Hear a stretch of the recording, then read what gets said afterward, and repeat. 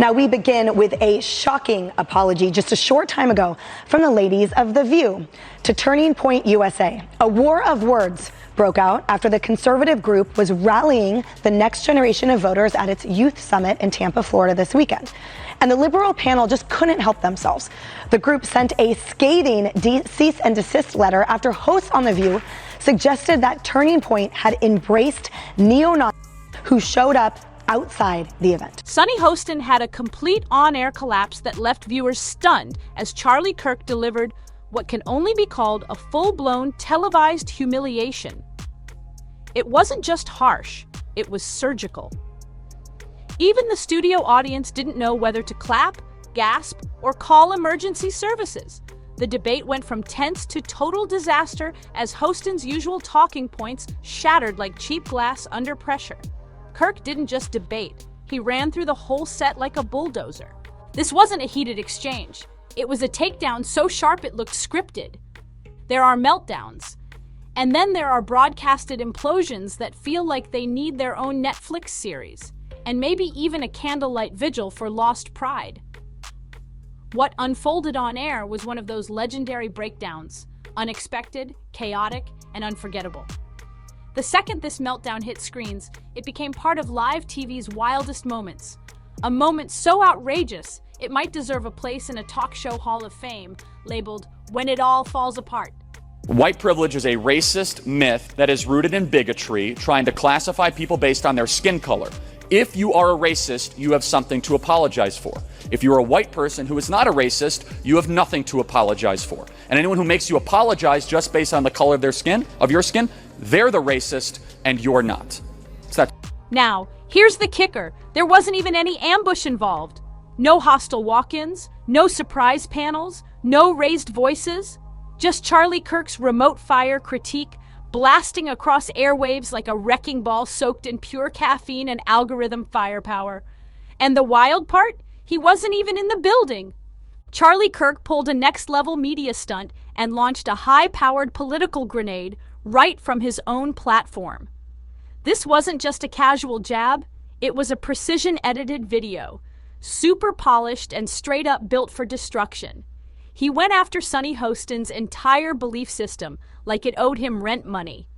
No facts needed, no subtlety in sight, just dramatic graphics, slow-motion zooms, and a righteous soundtrack blasting like a movie trailer for internet warfare. This wasn't critique, it was a full-on wrecking session. Kirk didn't just aim for the throat, he practically restructured the whole system and handed it back like a smug, 5-star roast served cold. And the wild part? The internet went wild like it was Black Friday at a gossip store. Clips of it spread online quicker than a fake celebrity baby rumor. Within hours, Twitter timelines got flooded with tags like "Charlie Kirk ends daytime delusion" and "Sunny Hostin hit with reality." Comment sections blew up, Reddit threads caught fire, and reaction channels swarmed like sharks at an outrage feast. Even The View, normally a safe zone of polished debates, looked like a cruise liner caught in a full-blown storm. And the final point I'll say is this, is Sunny, you guys thought that abortion was going to be this like quasi-zealot religious issue? I'm pro-life. If people in the audience aren't, that's fine. What I'm saying though, what gives me promise, and I think we can all agree on this, is that there are other issues that should animate and drive our politics other than this very divisive one. And I was really encouraged by that, Megan. Very encouraged, because the media was forcing this as an up or down vote on a referendum on a highly complicated, very emotional, very personal issue. And it turned out the American people were like, yeah, actually, these other 6 things matter more. And good for everything on set felt off. Vibes dropped, energy crashed, and Sunny Hostin, known for being sharp and composed, started glitching live on air. And no, she wasn't yelling, flipping furniture, or breaking down like a reality show scene. It was way more intense than that. What hit the screen was the slow, painful breakdown of confidence, the awkward smiles, the nervous shifting, the visible struggle to stay cool under pressure. You could almost hear her thoughts screaming, "Am I getting roasted live on national TV?" Meanwhile, Charlie Kirk, chilling wherever he films those firestorm rants, was probably already toasting his moment with digital champagne. This wasn't about fair debate, it was about showing dominance. And if embarrassment had a face for the week, that viral clip said it all, and Sonny ended up being the center of that storm. Here's the real catch. Charlie Kirk didn't just take aim at Sonny Hostin's arguments. He went for the entire image she represents. That polished, educated, media-seasoned figure who's supposed to be cool under pressure? He cracked that image open like it was glass under heat. And that's exactly the point. It's textbook Kirk. His strategy? Treat mainstream media voices like they're just usernames on social media. Strip away all the layers, ignore the gray areas, and roast them straight over the flames of meme-driven culture. He didn't need to be accurate. He just needed to be louder, flashier, and already 3 moves ahead in the social media combat zone. And that's exactly what he pulled off.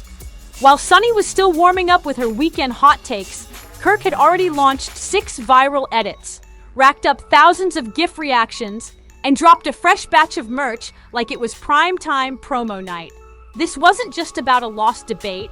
It was about getting steamrolled by the chaos engine of online spectacle. She tried steering a talk show through what she thought was just a heated discussion, but Kirk flipped the weather forecast into a full-blown digital hurricane. Her disgusting, gross elitism and her complete out-of-touch nature with respect to the rest of the world. Sonny Hostin goes on The View and decides now would be a great time to dump all over the so-called uneducated. What we did not have is white women who voted about 52%, right, for Donald Trump. Uneducated white women, is my understanding. You have Latino men, actually, voting more for him. And you have, and black men was not the story. We're not the story here because they voted almost 80% for the vice president. Right. Just because you didn't go to college doesn't mean you're stupid, and it doesn't mean that you don't have wisdom. You can go to college and get a bunch of irrelevant facts about how men can allegedly give birth or whatever they teach. Now sure, the producers behind The View are no strangers to the storm.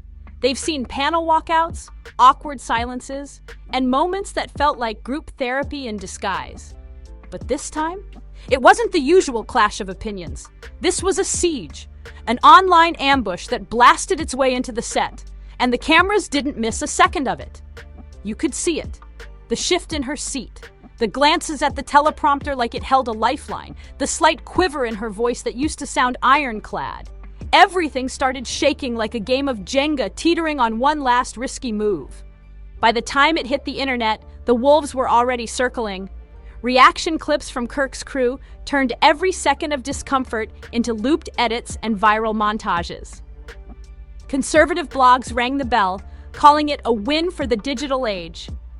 Even Gen Z jumped in, remixing her facial expressions into chaotic dance memes like digital sharks in a frenzy. Meanwhile, Kirk stood tall, looking like a smug beacon in a media fog. His followers called it the moment legacy media cracked under the weight of the new online playbook. And to be real, they weren't totally off. Because Kirk gets the game. He feeds on the fact that in today's world of content-first politics, it's not about who's right. It's about who grabs attention first and never lets go. Look, what did it take for us to get to the point of an apology? We had to threaten a lawsuit, Jesse.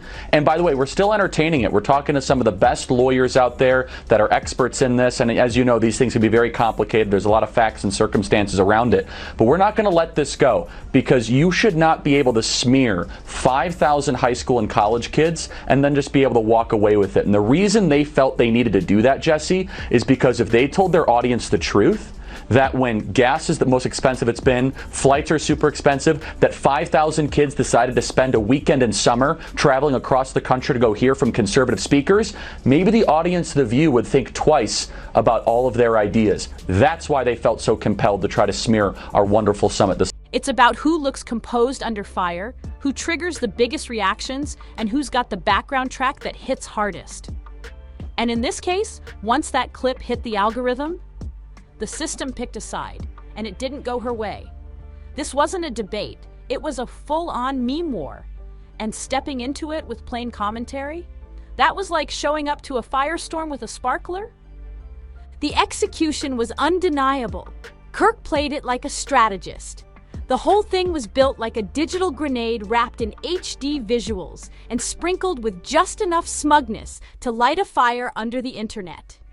He didn't just post content, he launched a tactical strike. This wasn't a casual clapback, it was engineered warfare through media, and it hit hard enough to leave a digital crater behind. The moment hit like a digital drone strike, right through the carefully built image. For years, Sunny Hostin crafted a brand of sharp thinking and calm confidence, but the internet didn't care one bit. None of that mattered when she became the week's chosen target, the piñata of the moment, caught in a digital storm she never saw coming. It wasn't even about her being wrong, it was about how it looked. She came off shaken, exposed, and most importantly, human. And in today's media game, showing raw emotion on camera, that's basically a career red flag. Kirk didn't come out on top because he made better points. He won because his strike was sharp, bold, and merciless. And let's face it, the internet craves chaos. Daytime TV used to be predictable, scripted, polished, smooth. But now, it's just another war zone in the content battlefield. And Hostin stepped right into it like she was hosting a calm discussion over tea, not realizing she was walking into a full-blown ambush. No comebacks, no safety net, just a raw unraveling under the crushing weight of public perception. One viral clip, and her whole energy shifted. Suddenly, she was a walking example of how digital pressure hits live on air. And you can't ignore the drama. It had a full storyline, a surprise hit, a slow unravel, and the painful realization that everything was still being recorded. The saddest part? She fought to keep it together, really tried to stay locked in. But once the internet turns your image into a joke, there's no graceful way to bounce back while millions are watching it unfold in real time. Charlie Kirk's the founder and CEO of Turning Point USA and the author of the new book, The College Scam. So, Charlie, do you accept the View's apology? I mean, regardless of whether or not I accept it, the question is, do our students accept it? That's really what's at heart here. They went after our 5,000 students at our event there of high school and college kids. And look, I get attacked all the time. People say false things. I'm a public figure. But when you go after 16 and 17-year-olds that travel from across the country that then have to live for the rest of their life with a shadow over them because someone at ABC says that they might be linked to neo. Meanwhile, Kirk's victory lap wasn't quiet. It was a full-blown social media sprint. TikTok recaps, Instagram reels, smug screenshots flying across every platform, and the media, it did what it always does. Chose a side based on the algorithm's appetite. Suddenly, every outlet had something to say about her blinking too fast, her silence, even her posture. Headlines exploded over a moment that was never meant to define her. This wasn't journalism. It was digital cannibalism on full display. And the wildest part? Charlie Kirk didn't even need to step foot on set. He humiliated someone from a completely different location, maybe even a different zip code, using nothing but online firepower and strategic edits. Just like that, mainstream media got hit with a wake-up call louder than a Florida man arguing with a hurricane at full volume. What happened to Sunny Hostin wasn't just a rough day.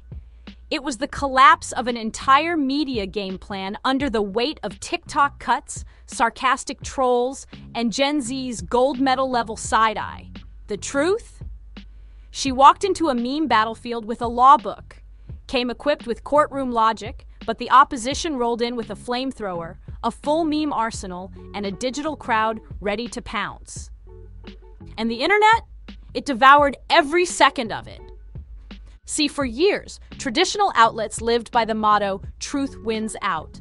Stack enough sources, add polished legal talk, and wrap it all in a calm academic tone. And people were supposed to sit back, nod, and rethink everything, but not anymore. That approach doesn't hold water in 2025. Yeah, they have nothing else to talk about. Maybe you should get the lawyer that worked on that Covington Catholic school case. What was that, a $200 million settlement? I think, Charlie, you could use the money, and your students definitely could too. Tell us. These days, audiences skip past budget breakdowns and foreign policy explainers to watch videos with titles like "Liberal Melts Down After Getting Destroyed by Common Sense." It's a new game now, and the rules have flipped hard. Viewers aren't craving balance. They want drama. This is the political version of pro wrestling: flashy insults, body slams, and folding chairs flying across party lines. Debate isn't about clarity anymore. It's about who can hijack the spotlight first and keep it trending the longest. If someone turns your moment into a 10-second meme with sad music and viral edits, it's over. Your airtight facts don't matter once the internet makes you the punchline. Charlie Kirk didn't show up with a binder full of arguments. He showed up with a digital wrecking ball. And the craziest part? He didn't even step on set. He launched his attack remotely, dropping a virtual knockout like someone showing up to a fight via drone strike. While Kirk's message exploded online, Hostin sat in the aftermath, surrounded by the shattered pieces of her on-air credibility. She blinked, frozen, like someone suddenly realizing that years of credentials don't come with protection against meme warfare. And here's where it gets real. Liberal media still doesn't know how to clap back in this new era. They're playing a 2005 game in a 2025 world, sipping lattes and praying logic will win the day. But this isn't a courtroom anymore. It's a digital circus. And when one side walks in juggling fire, screaming with style, while the other sticks to calm facts, the crowd only looks one way. Hostin's image took a harder hit than a politician caught in a hot mic disaster. Not because her ideas were wrong, but because of how it looked. She appeared shaken, cornered, and in today's media game, looking defeated is more damaging than actually losing. This isn't a system built on truth. It runs on spectacle and perception. And perception crowned Kirk the winner before anyone even fact-checked a thing. It said she got flattened by a guy who probably practices his one-liners in the mirror right next to a shelf of pre-workout powder. And the worst part? That kind of damage sticks, especially online.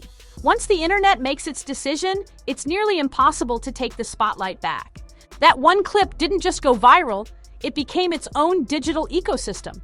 TikTok edits, YouTube breakdowns, Instagram reels packed with wild emojis, and reaction videos by influencers who probably think Karl Marx is a dance move. It's everywhere. The footage has been chopped, looped, remixed, and spun more times than a chart-topping Drake single.